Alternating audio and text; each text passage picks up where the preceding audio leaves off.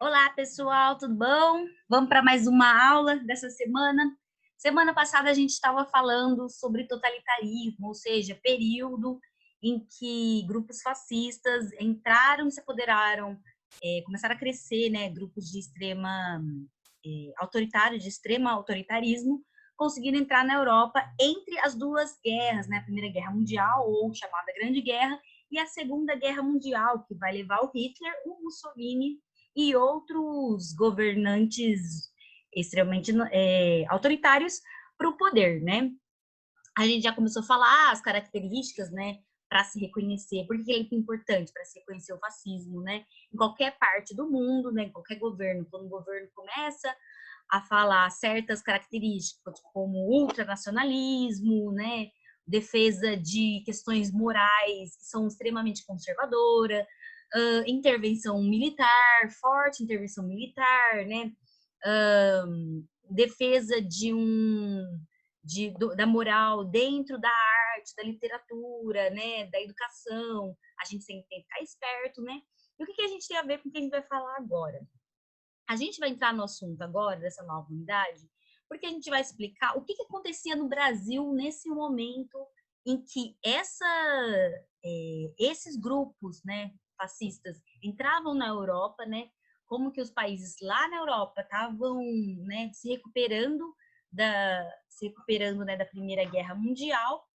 A gente falou depois, né, sobre como é que os Estados Unidos tinha virado uma potência internacional, né, por causa da Primeira Guerra Mundial, já que ele saiu ileso, ganhador, ileso e com grande potência industrial da Primeira Guerra Mundial, muita produção, lembra, gente? Muita produção, sem ninguém para comprar, quebra a Bolsa de Valores, o que acaba quebrando os Estados Unidos como nunca havia se quebrado na história, né? Até hoje, na verdade, ainda é uma das piores quebras econômicas no país, que leva a uma quebra política e social muito grande. E isso vai se refletir no resto do mundo, gente, não é possível, né? A gente fala, hoje em dia, se a China quebrar ou se os Estados Unidos quebrar, a gente no Brasil vai sofrer muito com isso, porque a gente faz, querendo ou não, grandes trocas comerciais com esses dois países, né? Então, o mundo hoje ele é um mundo extremamente globalizado, não só globalizado por questões culturais. Vocês não escutam só música lá de fora, vem desenho, propaganda, filme, né? Consomem o que tem lá de fora. Como vocês estão economicamente e politicamente associado a todos esses países. Então, por isso que a gente tem que estudar o que acontece lá fora também. A história lá de fora também acaba refletindo no que é a nossa história e aonde a gente chegou hoje, né? Tudo isso. Para esta aula, vamos precisar de novo da apostila de vocês, principalmente que vai começar na página 15. A gente vai falar de Estado Novo. E para falar disso, a gente vai ter que lembrar algumas coisas, né, que aconteceram, que eu expliquei para vocês lá antes, né, dessa pandemia começar. Por quê? Porque a gente vai começar a falar da Revolução de 1930. Vamos lá, vamos fazer lembrar de algumas coisas. Até 30, a gente tinha uma república, mas era uma república que a gente chamava de café com leite, ou uma república antiga, né? República velha, dá para todos os nomes que a gente tem, república oligárquica, república do café com leite, república velha. Por que a gente chama de república nova? Porque ela vai mudar completamente aquele estilo de república que a gente estava falando até agora. Vamos lembrar que quando que surgiu essa república? Essa república vai surgir quando a gente tem a proclamação da república no Brasil, que é 1889, né? Lembra-se, a gente comemora o feriado do 15 de novembro. Por que a gente comemora o feriado do 15 de novembro? Por causa disso, da proclamação da república. Lembrando, a gente não tem uma proclamação da república que nem muitos países por aí. A nossa proclamação ela foi muito bem calma, né? Ela foi dado um golpe, realmente foi um golpe, na família imperial brasileira, mas não teve nada de lutas nem nada, né? Foi por uma boa parte dos grupos militares insatisfeitos, né? E os produtores cafeicultores de São Paulo e Minas Gerais insatisfeitos com a política do Dom Pedro II, né? Falaram, ó, Dom Pedro, não dá mais, né? A gente é uma república, Você já mandou soltar os escravos, né? A gente aqui em São Paulo precisava muito deles, né? A gente gostava de ter escravidão, o que vai fazer, né? Como que não está se mantendo mais? Bora proclamar a República, né? Ela foi tão, lembra que eu falei, a nossa República foi tão, como fala, sem participação popular, né? Ela causou um grande furor nesse território nacional, ao ponto de que muita gente nem sabia que a gente passou do Império para a República, né? Foi uma coisa meio passageira. Somente, né, mudou do que era um imperador, que a gente tinha que ter a fotinho dele em todos os lugares, agora a gente tem que ter a foto de um líder civil ou militar. No caso da República, logo que ela se fez, como a gente não tinha tempo ainda para ter uma eleição, né? E como sabe, o que é uma república? República é quando você elege democraticamente, quando tem democraticamente, né, um representante, né, do povo civil para isso, né? Como nesse momento, né, como os caras bateram na noite lá, e aí, Dom Pedro, bora sair embora, bora Portugal, teve tempo para uma eleição? Não. Então, quem foi proclamado presidente nesse momento foi nada mais, nada menos que o senhor Marechal Deodoro da Fonseca, que era o líder que fez, né, do exército, dos militares, para ter a proclamação da República. Lembre-se, o Deodoro não deu muito certo, ele era muito, né, muito cabeça dura, não se abriu muito para os grupos que têm realmente dinheiro. No Brasil, acabou o quê? Pediu para sair. Quem ficou no lugar dele? O Floriano Peixoto, que também era militar, né? Floriano Peixoto, só que diferente dele, ele foi até o final, né? Devia ter tido eleição, mas não teve, né? Ele devia ter chamado para ter eleição, mas ele optou não, foi seguir um tempinho dele lá como presidente até o final. Quando finalmente a gente entra, né, num período em que a gente está falando de governadores, né, do executivo, como civis mesmo, a gente vai entrar em um grande acordo nacional chamado de política do café com leite. Por que política do café com leite? Gente, essa é fácil. Lembra-se, São Paulo, grandes produtores de café. Inclusive, a cidade de Campinas era toda feita de fazendas de café. Gente, tipo, o bairro, tem um monte de bairro, Barão Geraldo era uma grande fazenda de café, onde ficou a família também era uma grande fazenda de café, e foram divididos, né? Aqui no centro a gente tem vários casarões que eram de famílias de cafeicultores, grandes barões do café, né? Lembra-se que para produzir isso, quem que era mão de obra agora? Principalmente imigrantes italianos, imigrantes japoneses, espanhóis, né? Continua depois, né? Negros libertos, né? Nós brasileiros, ao invés de apoiar, né, o trabalho livre, né, dos negros, não, a gente preferiu mandar eles marginalizados, depois que a gente lida com racismo ainda hoje, porque a gente não lidou com aquilo no passado, né? Depois que a gente tem que brigar muito por isso ainda hoje, é um problema que a gente não resolveu, né? Mas bora lá.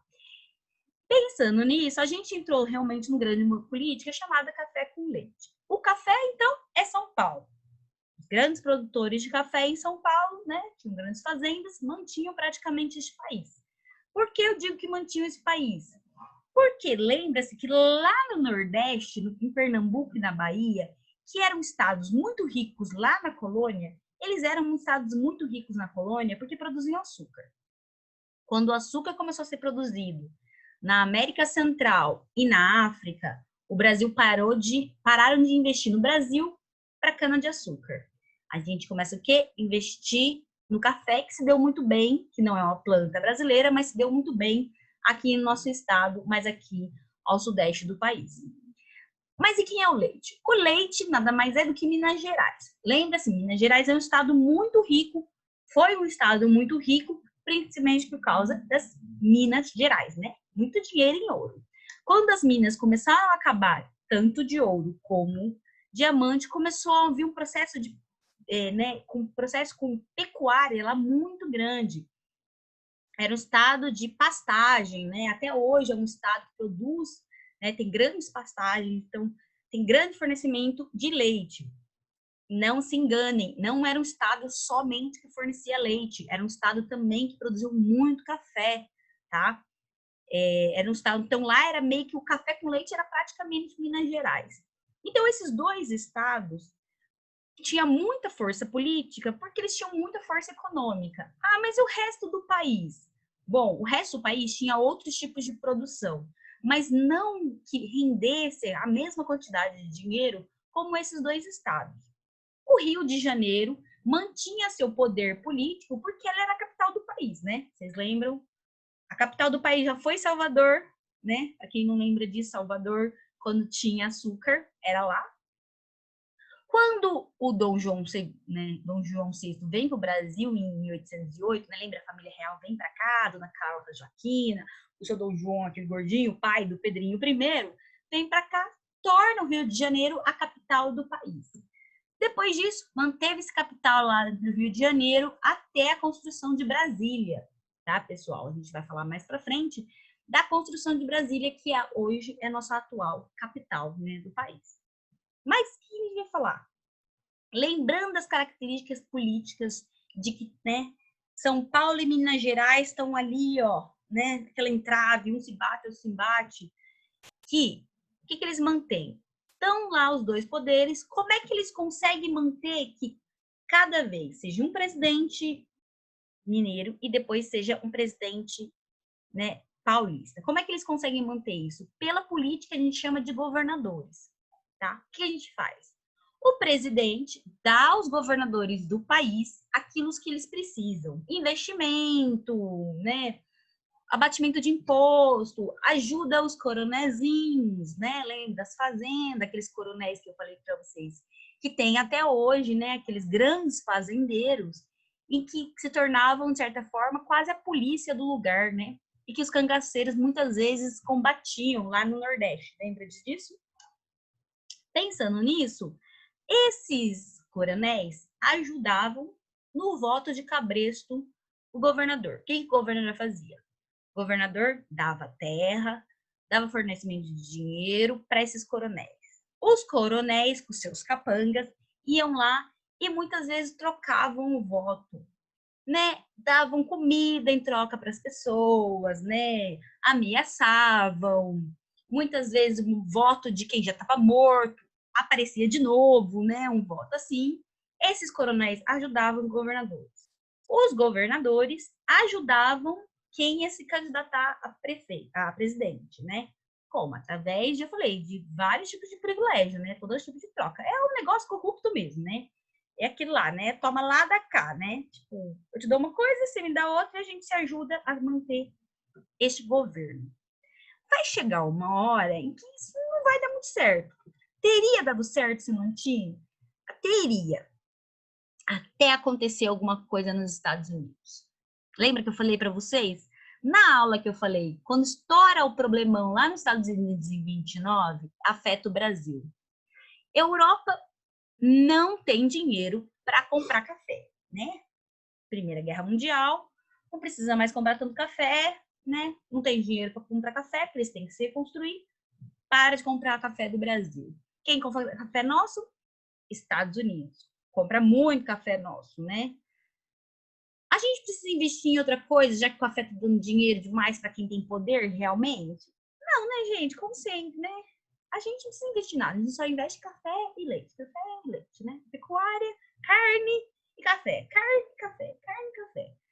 Fazendo isso, né, os Estados Unidos compram muita quantidade da gente. Só que quando os Estados Unidos quebra, acontece o quê? Eles não comprar nosso? Eles não comprar nada nosso, não. Né? Eles querem que se lixe.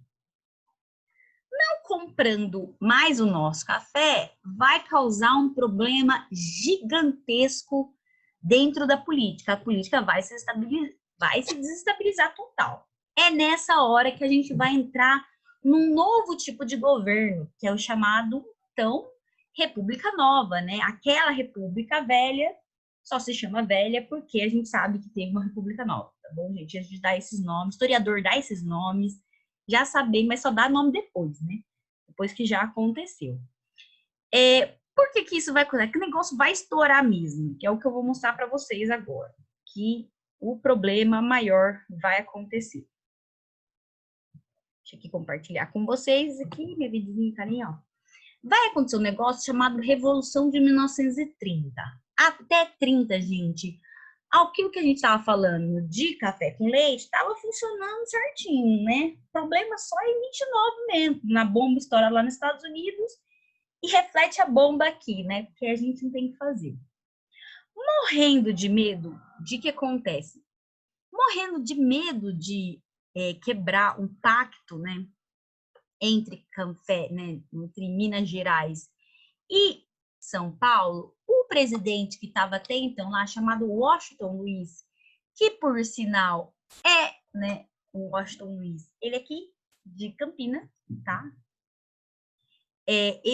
Washington Luiz, com muito medo, né, do que estava acontecendo, qual que era o próximo presidente que deveria vir? Um mineiro. Se ele é de São Paulo, o próximo presidente, 4 anos, tem que entrar quem? Tem que entrar um mineiro, né? Cada 4 anos, mineiro São Paulo, paulista, mineiro paulista.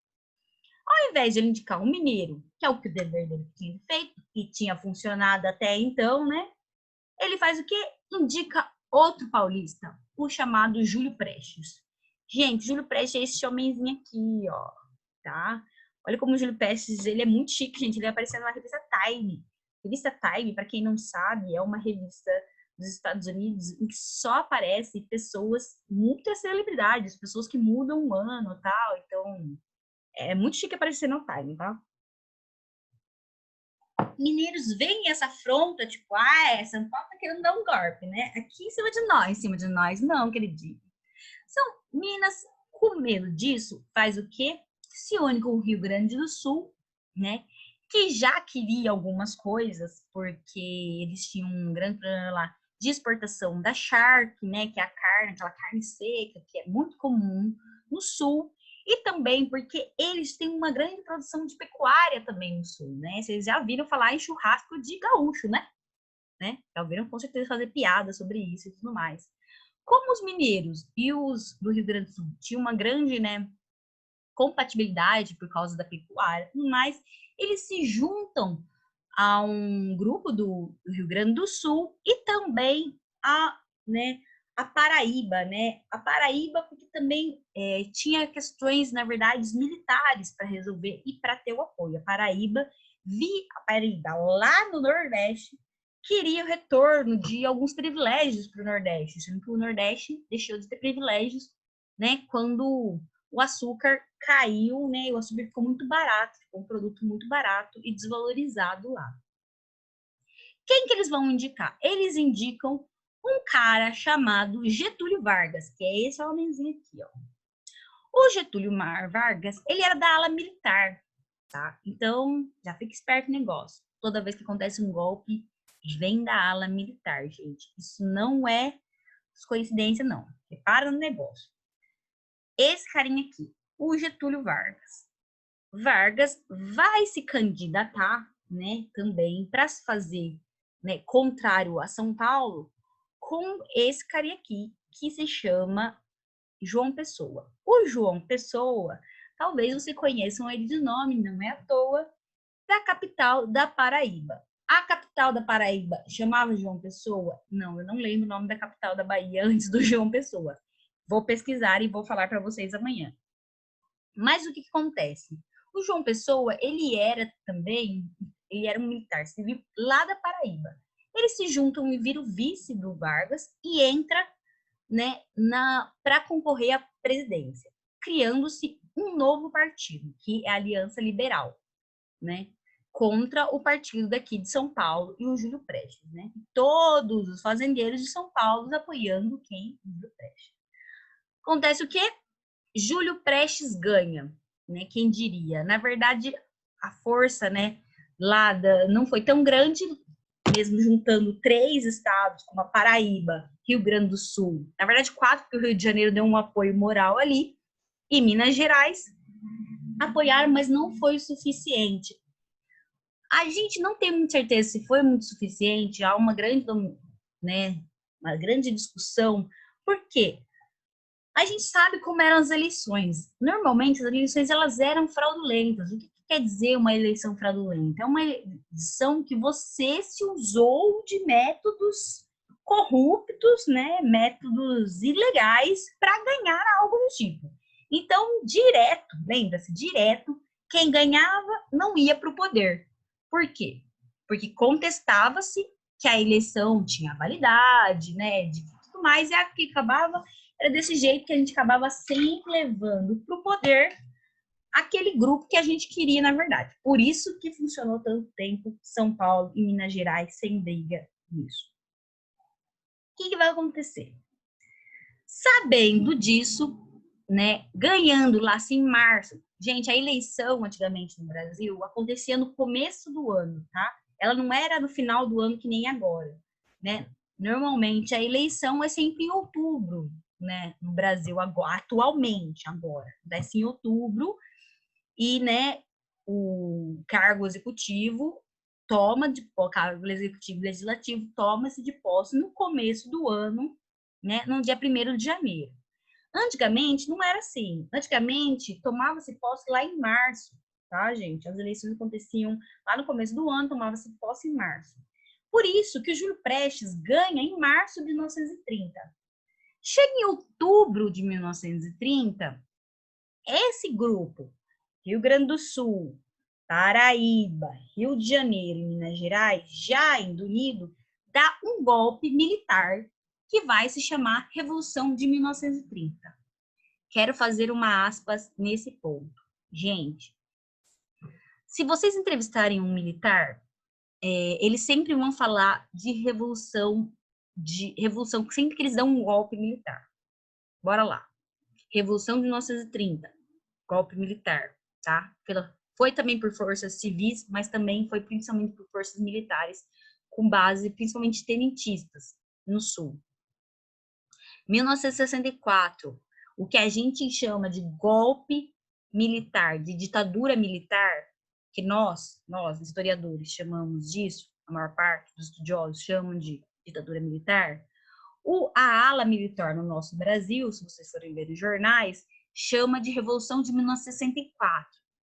Por que que a gente chama, nós historiadores, de Revolução de 1930 e não Revolução de 1964 como ala militar? Tem um porquê aí nisso aí, gente.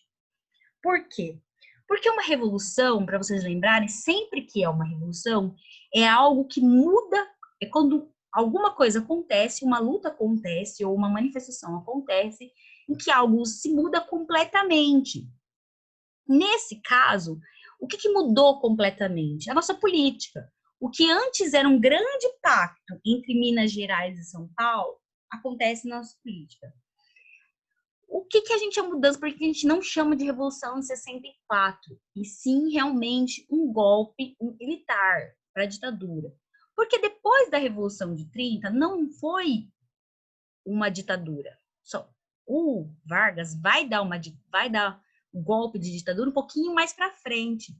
Mas até então, ele se coloca lá como um representante da população que, teoricamente, ele já ia sair e ser democrático. Lá em 64, que vocês vão aprender comigo mais para frente, isso não aconteceu. Essa mudança, não vai existir uma mudança, vai existir uma mudança na política, mas não vai existir uma mudança tão grande. A gente vai passar de um governo democrático para um governo realmente antidemocrático. Então, isso não é só uma revolução, isso não é só mudanças culturais. Isso é golpe mesmo. Então, isso é tipo assim, é você tirar os direitos individuais das pessoas, tirar direito civil. Então, gente, tipo, tomem cuidado. O que a ala militar comemora como revolução, nós, historiadores, não comemoramos como revolução. Por isso que vai aparecer, por exemplo, na apostila de vocês, como golpe militar e depois, logo seguido, de ditadura militar. Porque isso é retirado de direitos civis e políticos, tá? Vai ter essa diferença. Para vocês entenderem como é que funciona alguns termos. Porque vai que vocês escutam, né? Ah, mas é revolução, por que ele tá falando que é uma revolução e tudo mais? Tá? Não é isso. A gente usa porque realmente é uma tirada de direitos. No caso de 30, voltando, né? Isso a gente vai falar mais para frente. Vamos. No caso de 30, o golpe que vai ser dado, do golpe da Revolução de 1930 que vai ser dado, vai ser simplesmente não porque teoricamente, o Getúlio Vargas quer entrar lá e tomar o golpe e ele vai tomar o poder para ele. Não, eles dão lá porque eles falam que a eleição foi fraudada. Eles vão falar da Revolução de 30, eles vão entrar porque eles vão justificar de que a eleição, como sempre, naquele tempo, foi fraudada. Ela não era válida. E que eles tinham provas de que isso, né? Mas antes disso, vai acontecer um negócio pior ainda. Como é que eles vão justificar esse problema da eleição? Né? O João Pessoa vai morrer. O que vai acontecer, gente? O João Pessoa está lá na Paraíba, né? Fazendo as eleições, tudo lá, não sei o que lá, não sei o que lá, não sei o que lá. Acontece o quê, né? Lembra-se, Júlio Prestes ganha por São Paulo em março. O João Pessoa vai ter uma discussão, uma outra pessoa, vai ser um problema pessoal, e ele vai ser morto. Vão atirar nele. Olha aqui o João Pessoa, gente. Isso aqui são algumas manchetes para você. Assassinato do presidente João Pessoa. Vocês vão achar estranho o assassinato do presidente. É porque, antigamente, governador não se chamava governador do estado, mas sim presidente do estado. Existia o presidente da federação, que é o presidente que a gente conhece hoje, e existia o presidente do estado, que é o que a gente chama hoje de governador. Então, tá escrito o assassinato do presidente João Pessoa, porque o João Pessoa, ele era o governador do estado da Paraíba, tá? Ele vai morrer no mês 7, no mês de junho. Não tem nada a ver, tem provas de que não tem nada a ver com o Júlio Prestes, nada a ver com São Paulo, nada a ver com o governo, não tem nada a ver com política. Foi mesmo um desentendimento pessoal. Aí criar, né? O cara é morto lá. Meu Deus, matam o presidente do estado que estava concorrendo nas eleições. Olha o tamanho disso. Vai criar uma comoção nacional. O que acontece? A Aliança Nacional, que era aquela que juntou Paraíba, Rio de Janeiro, Minas Gerais e Rio Grande do Sul, né? Esses 4 estados formaram um partido chamado Aliança Nacional, vai usar isso para quê? Vai usar isso para falar isso aí foi conspiração. O Júlio Prestes nunca ganhou legalmente, isso foi fraude, tá? Tanto que o João Pessoa vai morrer por causa disso, né? O Júlio Prestes, não. O Getúlio Vargas chama a galera para luta armada. Aí sim dá o golpe da Revolução de 1930, né? Revolução de 1930. Então, chama pro, né? Como o Getúlio Vargas já era, né? O gordinho já, olha aqui, ele vestidinho aqui. Vou trabalhar essa foto depois com vocês. Como o homem já, né? Lá, tenente, já chama a galera do tenentismo lá pra luta armada, ele já tem, né? Entende mais de luta armada do que o estado de São Paulo, que é mais do mundo civil, né? Tudo fazendeiro. Consegue dar o golpe. Como Getúlio já era o líder desse, né? Desse grupo nacional da Aliança Nacional, ele fica lá como líder, né? Ele fica lá como líder. Mas o Getúlio já fala para todo mundo, quem quiser ouvir. Isso aqui é provisório, gente. Isso aqui é só para a gente conseguir, tá? Trazer as eleições de voltas e colocar um processo democrático. Eu não vou ficar aqui, não. Fica tranquilo. Vai ser provisório. Né?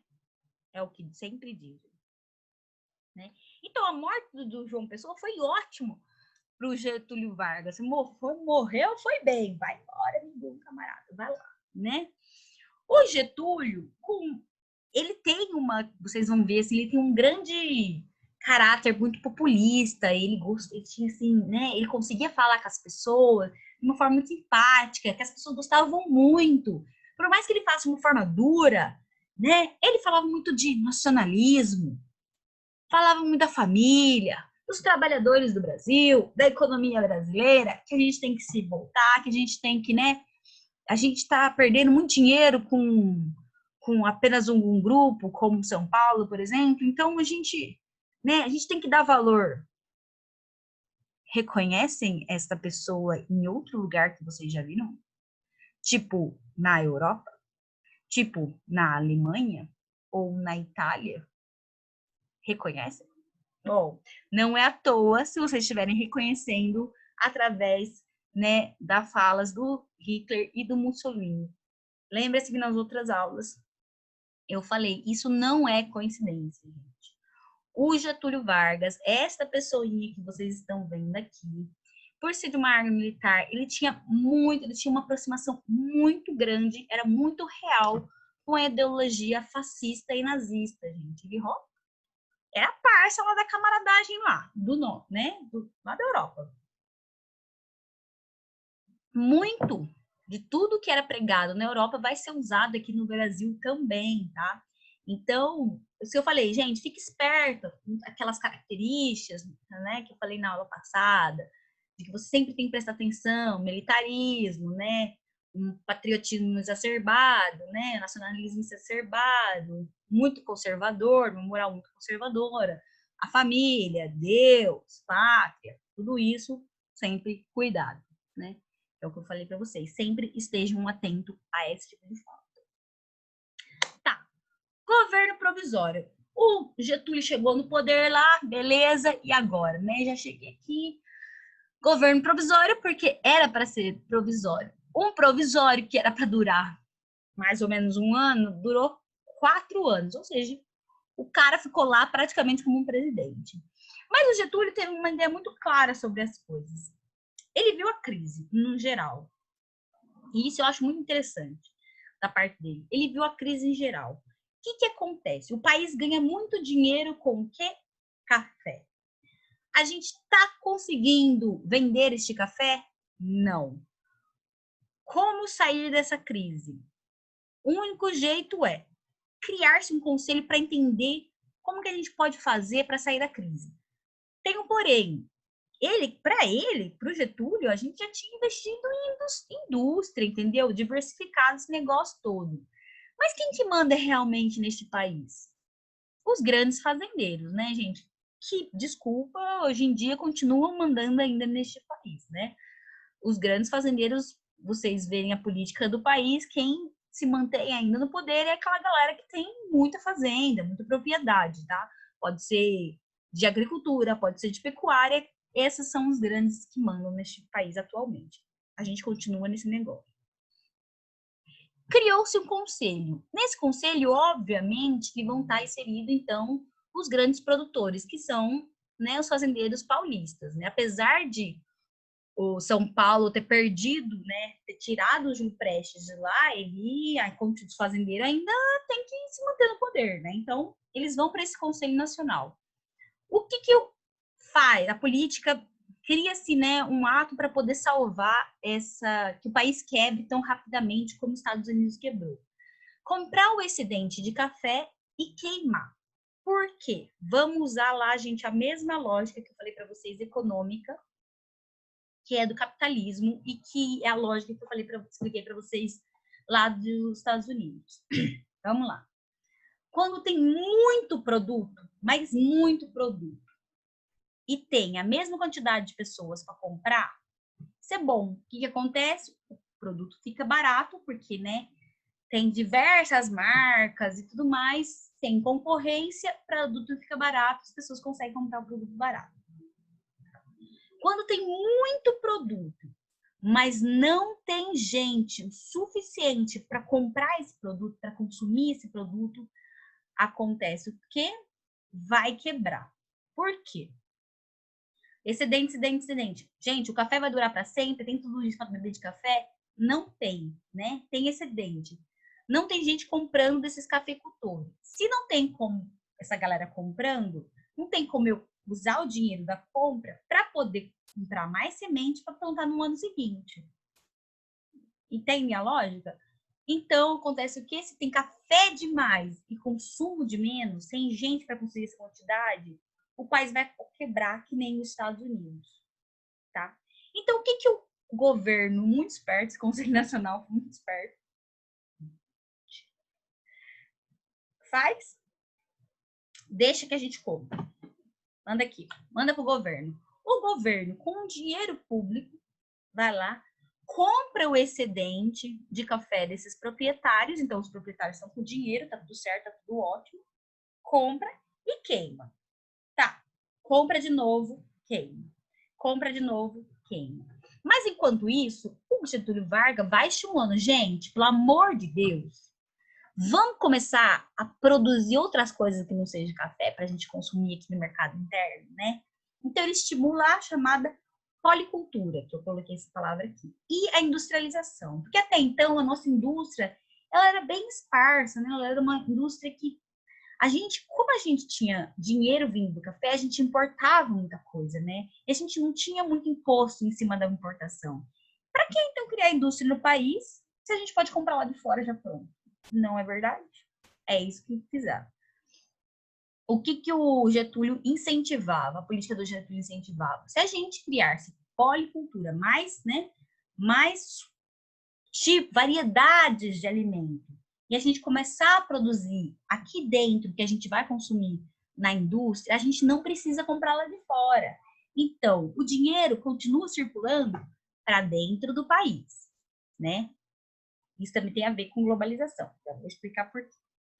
Tá tudo bem, mas tá ruim para os produtores de café?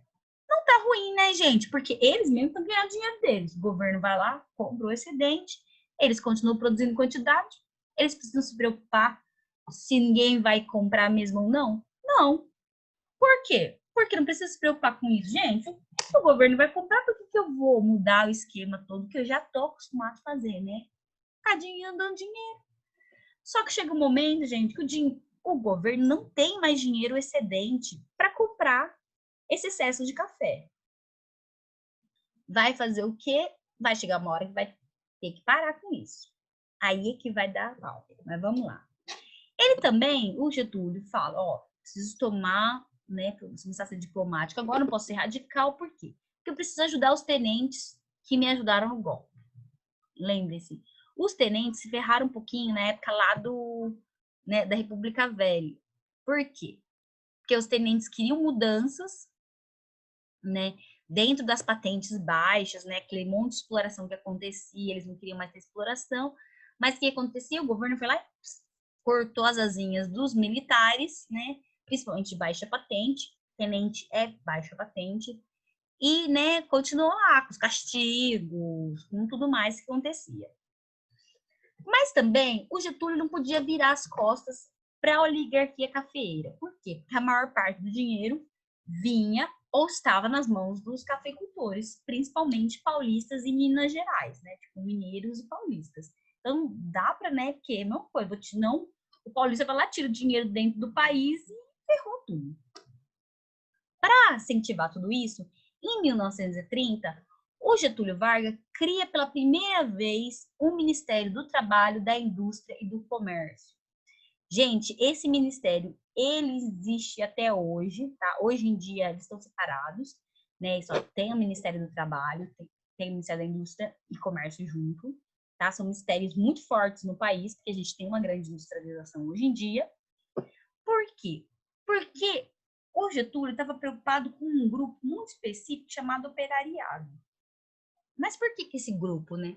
Porque esse grupo normalmente era o grupo que trazia reivindicações. E era um grupo que estava mais possibilidade de se associar aos socialistas e comunistas da União Soviética. Lembra-se que a União Soviética, os comunistas, era uma preocupação para Hitler e para o Mussolini lá na Europa? Então, os comunistas também eram uma preocupação para o Getúlio Vargas aqui. Com medo de que os operários se tornassem comunistas, né, fizessem reivindicações e aí fossem às ruas, né, ser oposição a Getúlio, ele abre uma frente, né, para dar apoio a esses operários. Como que ele faz isso? Ele vai regulamentar o trabalho, né?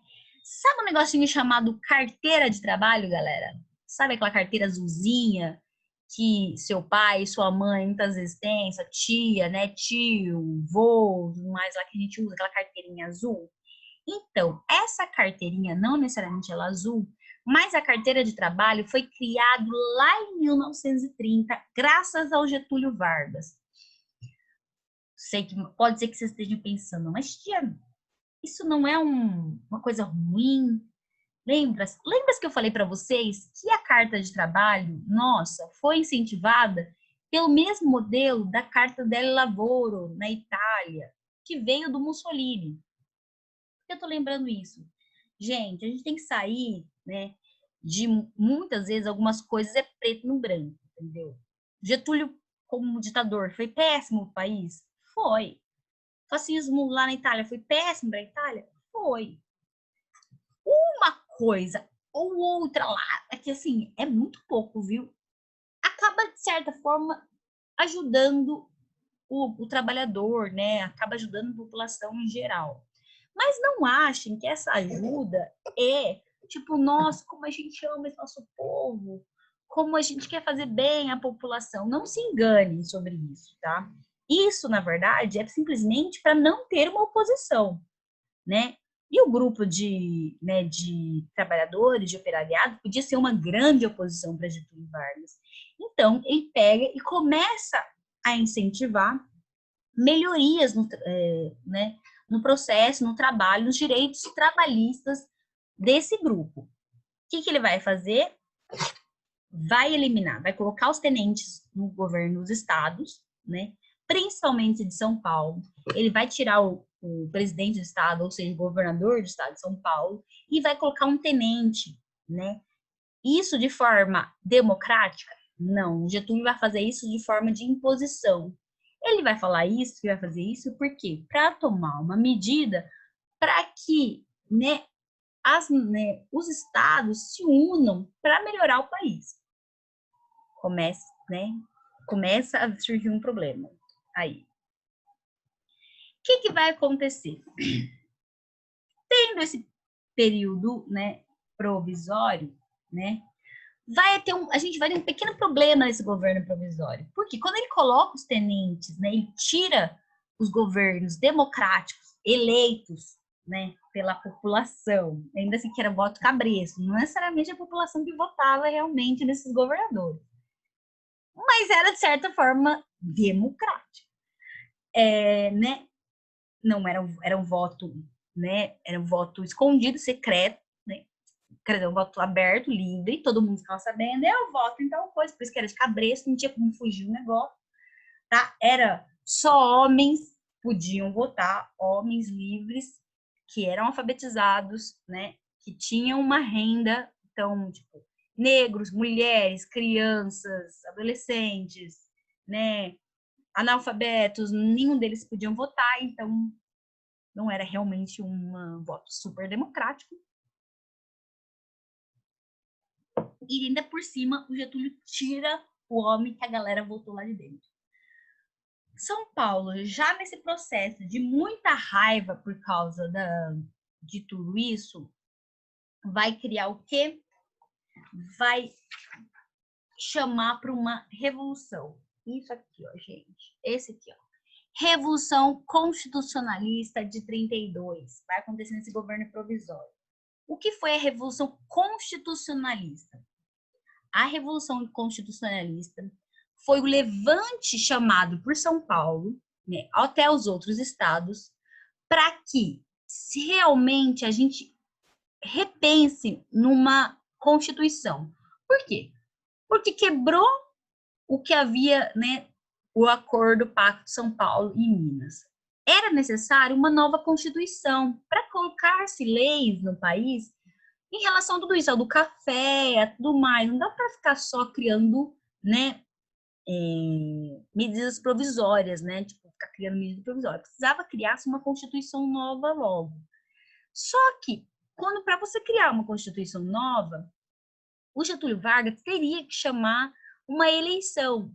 E ele está querendo sair do poder? Não, né?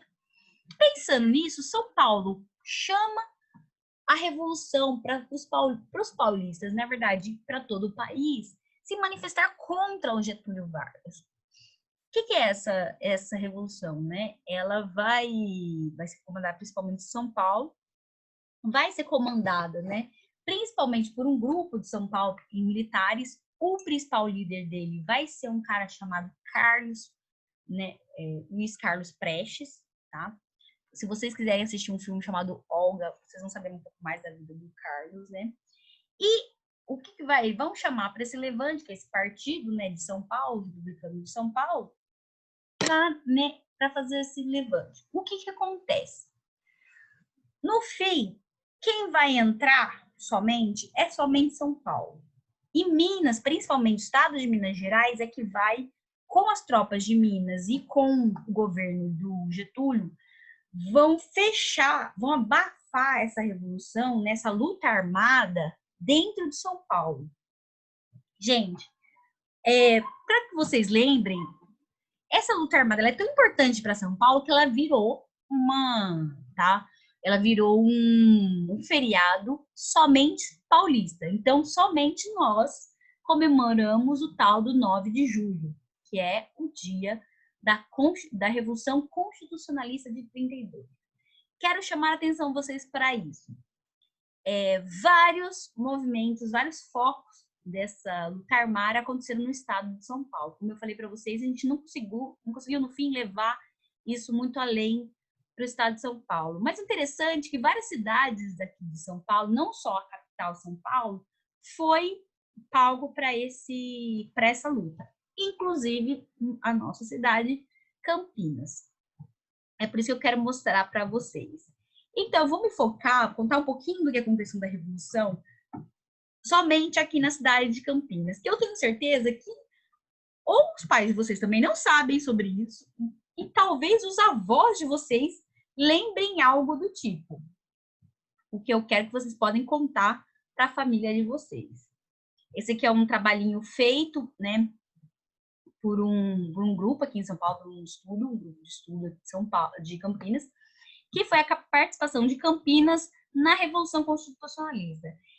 Gente, quando vocês puderem andar mais aqui, vocês vão perceber que se vocês andarem aqui no centro de Campinas, ali no Cambuí, aquele bairro de Rica, ali na Ponte Preta, no Cemitério da Saudade, né? Se vocês puderem dar um passeio, há várias pistas aqui em Campinas de que esse levante de luta armada aconteceu aqui nessa cidade, tá? Então, quais são as pistas?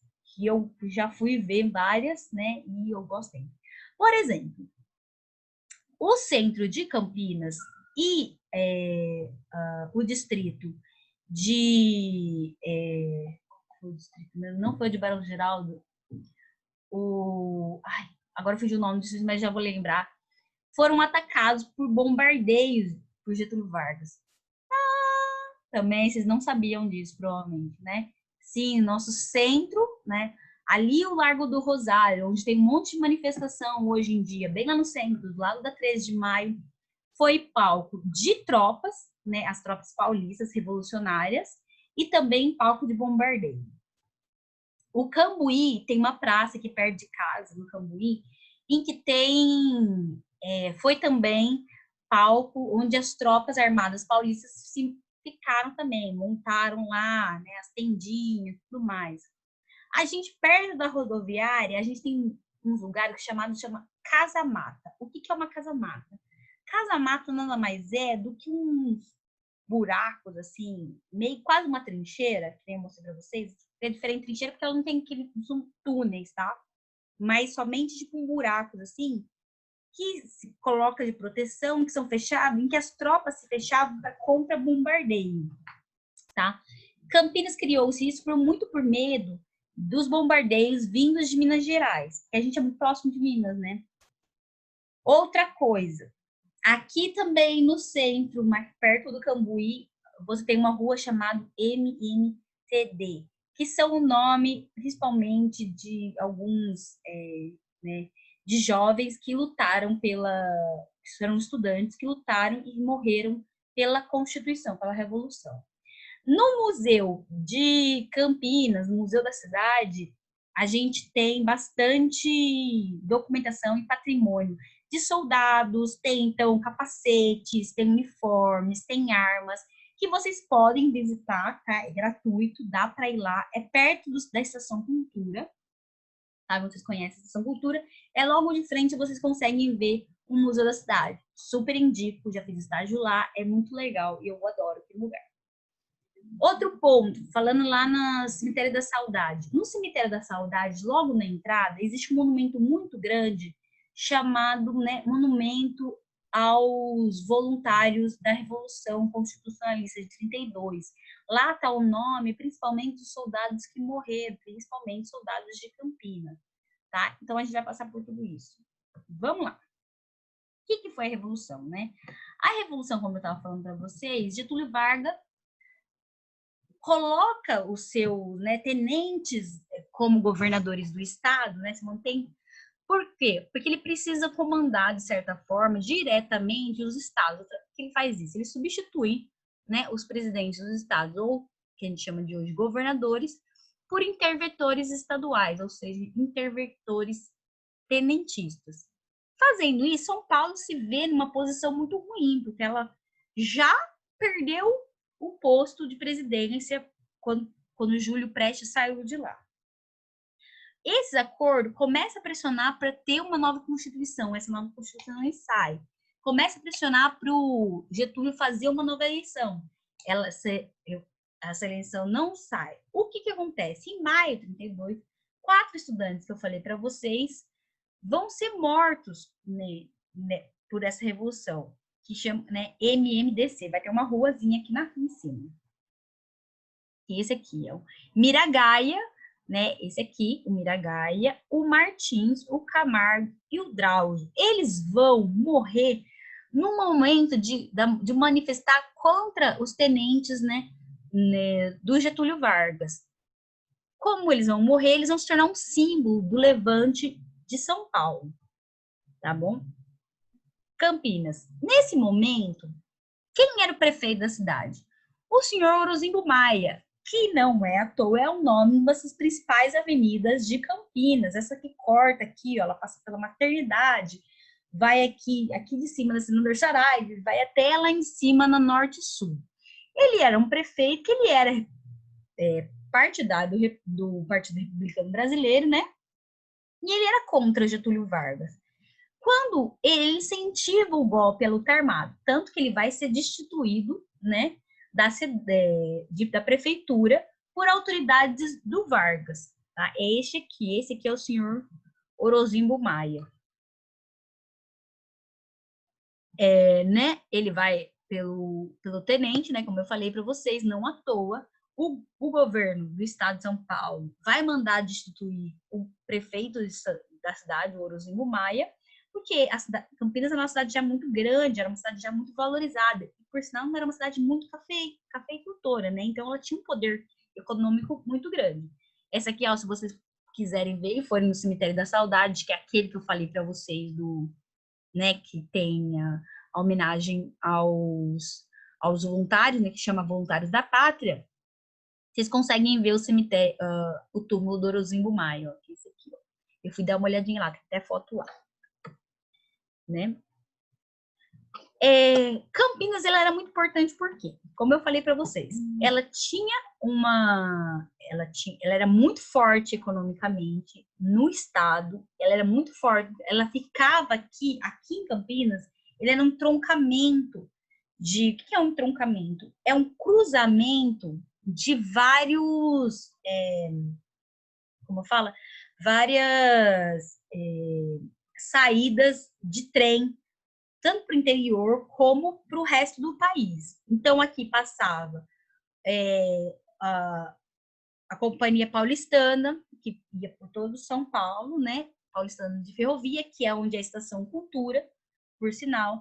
Aqui passava a Mogiana, que ajudava também a levar o café, né?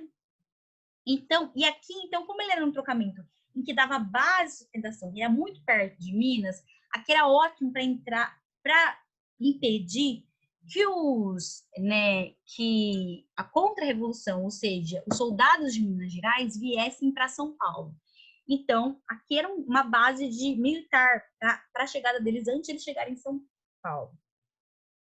Tá vendo? Ó, esse aqui vocês conseguem ver os mapas dessas ferrovias que passavam por Campinas. O que acontece? Por que a ferrovia era tão importante? Gente, era através dos trens que vinha armamento, comida, tá? Que mandava-se café para o Porto de Santos. Então, Minas Gerais precisava dessa, né, passar muitas vezes por Campinas para levar para os portos café e tudo mais. Então, Campinas, se Campinas fechasse, né, essas linhas de trem, tudo não conseguia movimentação entre os estados. Então, os caras lá do sul não conseguiam mandar para Minas Gerais, tinha que acabar passando por Campinas. Então, Campinas virou um quartel-general, tá? Campinas vai fechar as linhas férreas, ou seja, vai fechar as linhas dos trens para isolar Minas Gerais, Rio Grande do Sul e outras partes, Rio de Janeiro, contra o Getúlio Vargas. Esse aqui, gente, é um que eu quero falar. Como Campinas era um quartel-general, ele precisou criar essas casamatas, que é isso aqui, ó, para vocês verem essa fotinha. É muito legal. Gente, essa casamata, ela foi achada depois de muito tempo, lá perto da rodoviária, que é esses, né, esses buracos gigantes, que eles como se fosse uns esconderijos, né, para se combatente aparecesse, saía de lá e para contra principalmente, né, bombardeio, principalmente bombardeio vindo de Minas Gerais. Então esse ele é um um casamato que é perto ali do centro, perto da Estação Cultura. Ela tá fechada, gente, porque ela é muito perigosa. Ela foi achada, se não me engano, acho que nos anos 70 depois, porque tipo assim, vários historiadores, pelo que eu vi, eles não sabiam dessa casa-mata, a galera do patrimônio de Campinas não sabia desse lugar, mas sabiam sempre moradores da região, usuários de drogas, sabiam dessa casa-mata. Por quê? Porque a mata, ela realmente cresceu e escondeu essa região. Então, só quem sabia realmente que ali tinha um negócio, esse buraco, sabia da existência. Depois que foi ser descoberto, descobriu-se que era uma tal da casa-mata, que era feito, e coisas ainda dos soldados da Revolução, que é mais legal ainda, né? Tá vendo? Ó, ele era um grande, né? Quando esse era o processo de tombamento, então, tipo, era uma porta de ferro muito forte, ficou muito tempo escondida, porque tá vendo, ó, nasceu mata em torno, né, disso. O que acontece?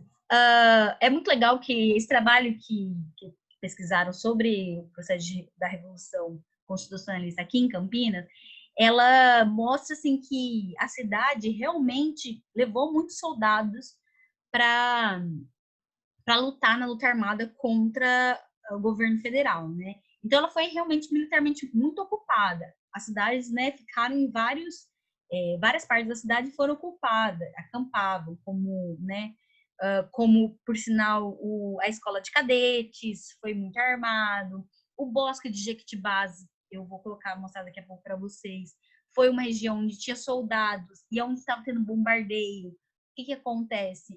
Como era um espaço público, né, de visitação também, as pessoas iam lá se esconder contra os bombardeios.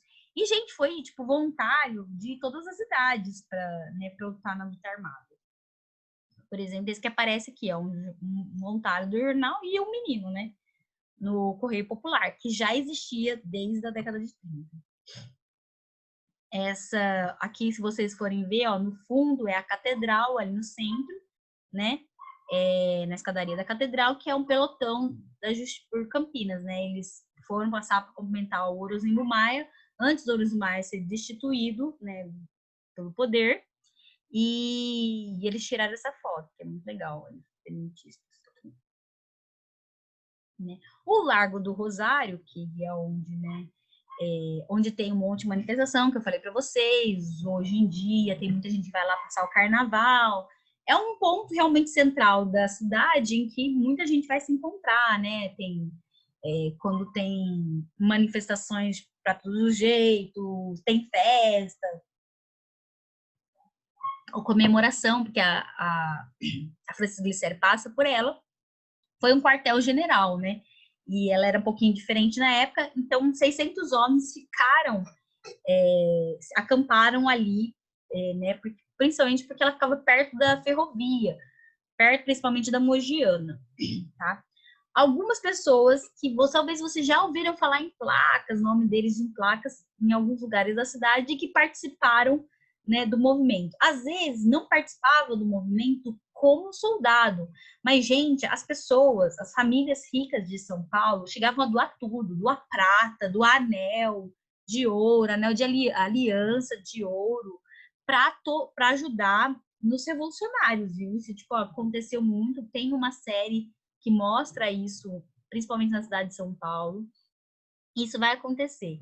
Um das grandes personalidades desse é o Lix da Cunha, que é esse senhorzinho aqui. Ó. O Lix da Cunha ele era um engenheiro, arquiteto, que ele fez vários prédios de Campinas e que ele ajudou principalmente com muito dinheiro para, né? Outro é o José Castro de Birissá, que vai ser depois prefeito da cidade, o Barreto, que é da Academia Campinense de Letra, entre outros, que eles vão ajudar principalmente com... Eles não eram soldados, né, mas eles vão ajudar com dinheiro para comprar armamento, comida para os soldados, né? Ajudava apoio, escrevia poemas para eles. Não, o Lix da Cunha na época e o José Castro de Birissá. Né? Campinas, eu falando, Campinas entrou tanto forte, era tão forte que enviou 2.000 soldados para o fronte da batalha, né? Essas batalhas aconteceram, por exemplo, em Mogi Guaçu, aconteceu em Bauru, na minha cidade, que também era uma cidade de ferrovia, de ferroviários, lá era um trocamento também, né? Então era muito importante ter batalha em Bauru e outras cidades, São Paulo também. Ah, ainda bem, só morreram 26 no combate. Tanto que esse nome desses 26 estão, né, em homenagem, o nome deles estão nesse monumento que fica na frente do Cemitério da Saudade. Outro, além dos 26 soldados, vai morrer também um menino num bombardeio que vai ter na cidade, o Aldo Tiorá. Esse menino ele deu azar, ele vai morrer aqui no centro por causa desse bombardeio. Ó, o início do fim, né? Quando começa São Paulo, realmente São Paulo está muito isolada, ela não consegue apoio dos outros estados para tirar o Getúlio do poder, né?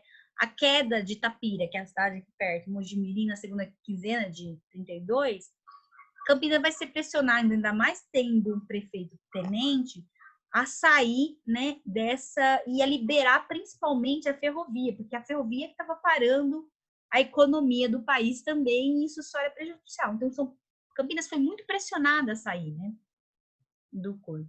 Uma coisa que é legal que eu falei são os bombardeios, né? Vai sofrer bombardeio entre os dias 15 e 29, aqui na Rua Conceição, né? Vai ter bombardeio, então, aqui na estação Paulista, na fábrica McHard, que é do lado da estação Paulista. Onde que é a estação Paulista? A estação Paulista, pessoal, é a estação Cultura. Vai ter na Avenida Campos Sales, né? Com Andrade Neve. Então, lá em cima, lá onde tem o monumento ao Campos Sales. E vai ter, esse momento vai ter o menino Aldo Chorato, que vai morrer com os estilhaços, né? Das bombas. Tem pouca, né? O meio Correio Popular, apesar de anunciar os bombardeios que aconteceu, não tem tanta fotografia, né, do que aconteceu na época. Isso aqui é como Campinas ficou depois do bombardeio, dos bombardeios.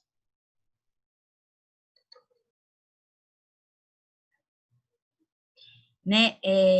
Campinas, como que o Getúlio vai mandar bombardear Campinas? Através desses aqui, ó, quer ver, ó, dos vermelhinhos, isso aqui, ó, que é um vermelho Getúlio Vargas, né? Os aviões do Getúlio eram chamados de vermelhinhos, né? Então, tipo, eles passavam baixo pela cidade, né? Voavam, então a população conseguia ver os aviões, porque por causa da cor deles. Foi quando foram jogadas 4 bombas, né?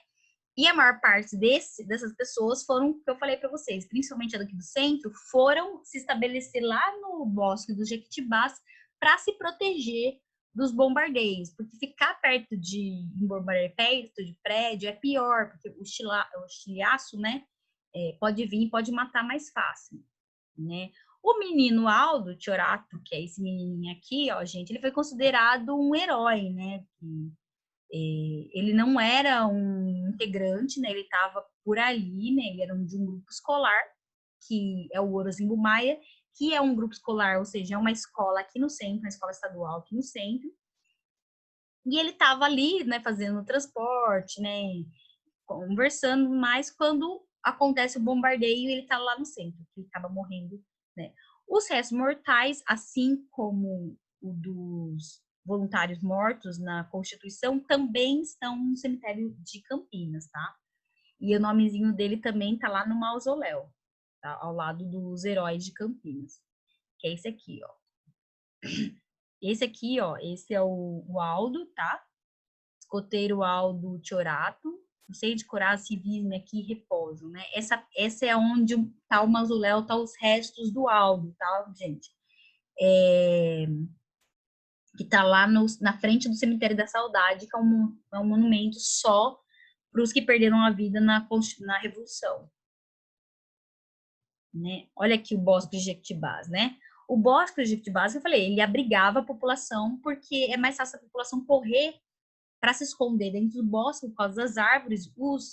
Os aviões não conseguiam enxergar, né, as pessoas, nem os soldados no meio das árvores, mas era melhor para eles, porque se tivesse o bombardeio perto era mais fácil morrer como menino por causa dos estilhaços dos prédios, né? Então, ali foi, né, foi lugar para as pessoas se mantiverem também, por causa dos animais, já que os soldados viam os animais, eles também não atiravam, né?